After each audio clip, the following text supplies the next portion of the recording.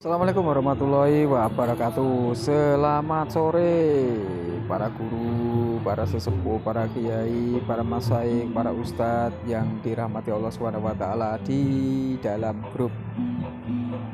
Amin amin ya rabbal alamin. Asyhadu alla ilaha illallah wa asyhadu anna Muhammadur Rasulullah. Asyhadu alla ilaha illallah wa asyhadu anna Muhammadur Rasulullah. Asyhadu alla ilaha illallah wa asyhadu anna Muhammadur Rasulullah. Amma ba'd. Allahumma shalli ala sayyidina Muhammad wa ala ali sayyidina Muhammad. Amma ba'd. Ini dulur-dulur semuanya ya. Dulur-dulur semuanya. Ini sambil ngopi ya. Yang namanya ilmu dimanapun itu tetap ada maharnya. Dimanapun tempatnya itu tetap menggunakan biaya. Ya. Kalau ingin amalan, kalau ingin zikir, kalau ingin wiritan, saya kasih dengan cuma-cuma. Jumlahnya terserah, mau 2000, 2 juta, 100, 31, 33, itu terserah si pengamal ataupun pezikir. Tapi kalau masalah bab keilmuan, ya dimanapun itu memakai wasilah mahar atau sri kawin. Gak ada yang gratis. Sejak dulu saya itu tidak gratis. Saya mondok di pesantren Lirboyo Kediri Gus Maksum Jawari 7 tahun 4 bulan itu biayanya sangat banyak. Ya, sangat banyak. Beras saya dikirimi dari orang tua, uang saya dikirimi dari orang tua. Apakah itu tidak mahar? Apakah kita diberi makan sama guru? Tidak. Apakah kita sarung dibelikan guru? Tidak. Apakah Al-Quran itu kita bawa dari rumah? Beli. Ya. Tapi kalau di dalam pesantren itu hanya khusus Al-Qurannya, hanya bacaannya yang setiap hari kita baca. Ya. Apa sarung kita tidak beli? Ya beli. Sajadah ya beli. Nah, di situ. Apa sabun kita tidak beli? Beli. Itu sama seperti kita mahar, sahabatku. Ya. Sama kita itu di sini aja, di lingkup umum. Kita mau baca Al-Quran, kita tidak punya Al-Quran, masa kita mau minjam ke masjid atau musola? Tidak diperbolehkan. Karena tempatnya berbeda. Kalau kita mau baca rumah, ya kita harus pergi ke toko, beli di toko. Apakah sarung itu juga kita menunggu dari persenan THR? Tidak. Kita beli, sahabat. Beli di tempat-tempat toko yang ada sarung. Baju takwa, apakah kita nunggu persenan dari saudara? Tidak. Kita tetap tuku, beli di toko. Songkok, apakah kita nunggu dari orang pulang haji? Tidak. Ya kita tetap tuku, beli. Nah, disitulah sahabat. Jadi biar paham tentang keilmuan, kita itu menghormati ilmu, bukan menghormati wasilahnya, tidak, menghormati ilmu. Kita mau memanggil goib, itu pakai apa?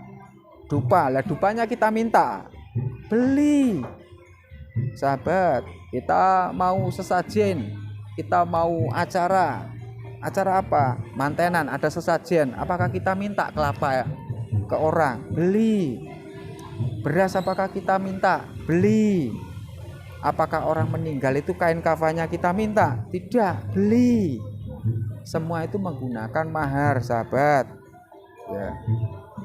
Bukan hanya cuma-cuma langsung untuk menolong. Beda lagi kalau orang menolong karena sakit. Tapi kalau masalah keilmuan beda lagi.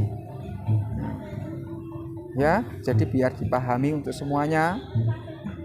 Semuanya tanpa mahar tidak akan berkah.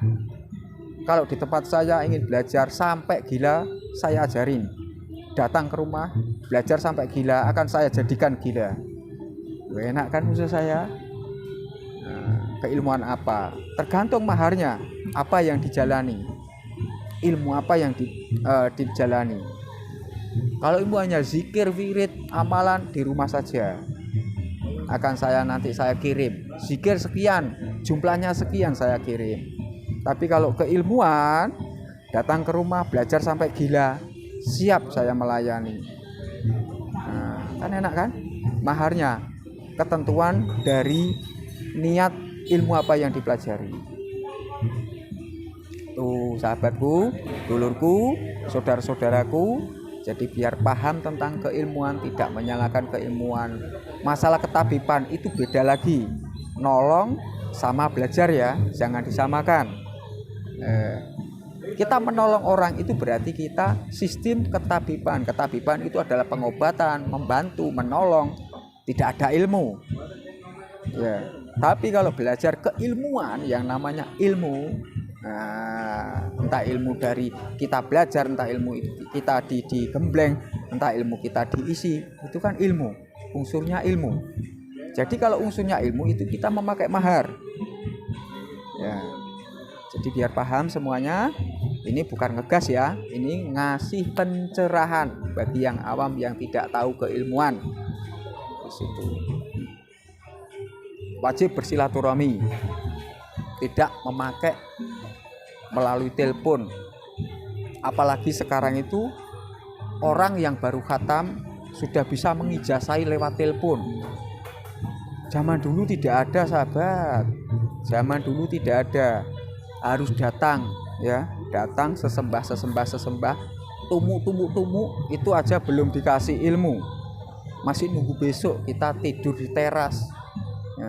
Besok baru dipanggil, ditanyai mau ngapain, belajar apa, tujuannya apa, gunanya apa. Di situ. Sekarang enggak, orang yang baru khatam sudah bisa mengijazah ilmu lewat telepon HP, lewat serangan gini. Nah, yes. Mengalahkan para guru-guru yang dahulu. Ilmu saya sampai kalah sama HP, sahabat. Ya Allah, ya Rob. Ya, dari situlah kita bisa merenungi. Tidak ada yang namanya ilmu ditransfer melalui HP. Karena ilmu ini bukan data, bukan pulsa, bukan paketan. Sahabat nggih, biar paham nggih, ilmu ini nyata, harus bersilaturahmi. Kalau sudah bersilaturahmi, maka ilmu saya ataupun ilmu orang itu bersilaturahmi. Oh, ini berkah, ini berkah akan masuk ke beliau. Oh, ini barokah akan masuk ke beliau. Nah, di situ ini yang diajarkan. Jadi kita, batiniah kita sama ilmu kita bersilaturahmi, semua itu akan ditujukan. Ya, itu namanya kerukunan iman. Iman kita rukun sama si A, ilmu saya pun juga rukun sama si A, mau untuk dipelajari sama si A. Seperti itu sahabatku. Nah, jangan percaya kalau ilmu ditransfer melalui HP. Itu bahasa saya itu melanggar kodrat. Ilmu zaman dahulu, zaman wali itu enggak ada HP. Zaman kiai dulu enggak ada HP. Ada HP itu hanya surat, melalui surat.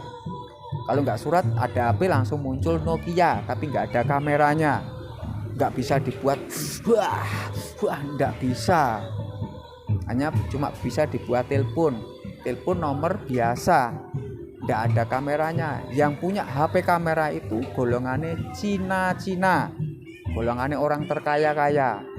Kalau golongannya kiai nggak punya. Nah, paling ngirim surat ke sana, dibalesi sama sana lewat pos. Sekarang enggak, orang baru khatam aja sudah bisa mentransfer lewat HP. Masya Allah, itu melebihi kiai yang zaman dahulu, melebihi leluhur kita. Nah, malu leluhur kita itu.